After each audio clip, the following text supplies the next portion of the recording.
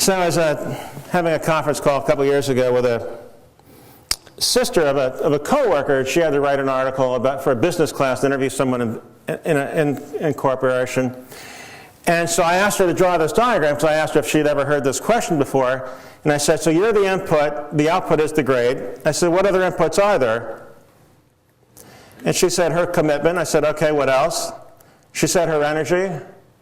I said, what else? And she couldn't think of anything else. Kind of paused. So I said, have you ever been in a classroom where another student asked a question and you learned from the answer? And she said, yes. Well, then I said, well, then other students are an input. She said, I guess so. I said, given other students as an input, what other inputs can you see? And she said, my professor. I said, okay. Oops, make it back. And she began to see, she listed her professor, her parents, and her brother. So I said, how many inputs are there? She said, well, there's an infinite number. I said, how come you couldn't see them before? She said, I was only focusing on me. Well, then I asked her if the appropriate question is not how did you do on the test, but how did we do on the test? So I go, once a quarter I visit Cal Poly San Luis Obispo, the largest engineering school west of the Mississippi, so they claim, in terms of engineering graduates. And in there trying to explain some of these ideas and how we're trying to get organizations to think as a system, it never fails to ask, well, I mean, what makes this so difficult? And I say, well, when are you willing to drop the my GPA and start calling it our GPA? When are you going to admit that you're part of a team and you didn't score the goal all by yourself?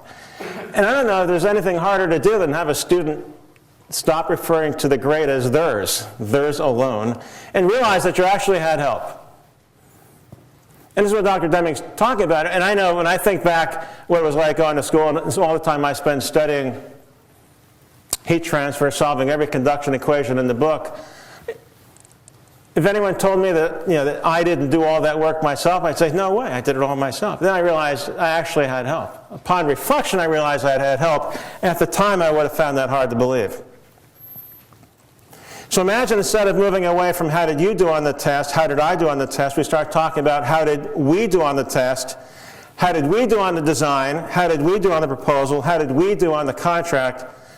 And in so doing, we have an organization where teamwork is more than an expression. So at this Ford plant, they banged together the mating parts whenever they did final assembly. Every once in a while, two went together without a mallet, and Ford had a term for that. The term was snap fit.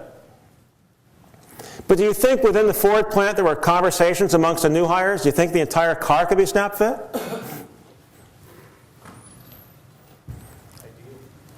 Right? And if those conversations were raised, what would the senior folks say? That's not how we do things, sir. You got two young guys I first met when I joined Rocketdyne in 1990. Are like this. They would have had that. It could be done that way. It could be done without mallets. And these two guys were told in the early 90s, they were so excited about Deming's ideas and continuous improvement.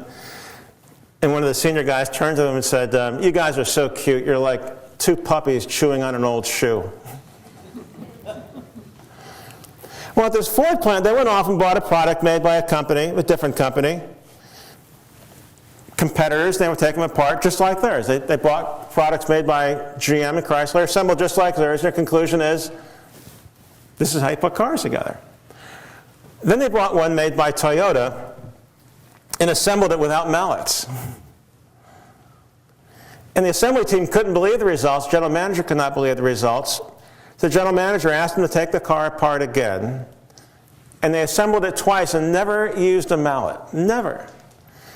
They were so excited by the results, they called out senior folks from Dearborn who came out, according to the senior Ford manager there, and he said the senior guys came out, and the most senior person turned to the team after hearing the account, talked to the people who do final assembly, no mallets required, took it apart twice. The most senior person's response was, the customer will never notice the difference. And he said, one of them said, yeah, that's right. And the guy who told the account said they all trotted off, quote, happy as clams. See, that's the prevailing style of management. So what Taguchi's talking about is the hammering together is loss.